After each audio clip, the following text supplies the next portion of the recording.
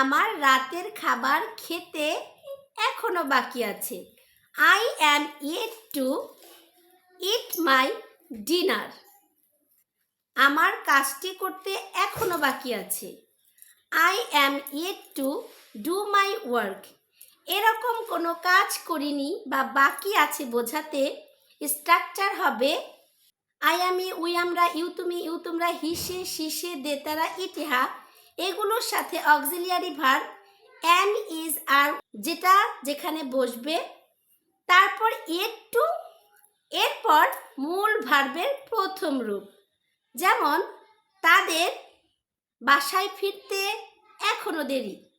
They are yet to reach their house. সে আমাকে call করতে এখনো দেরি। He is yet to call me.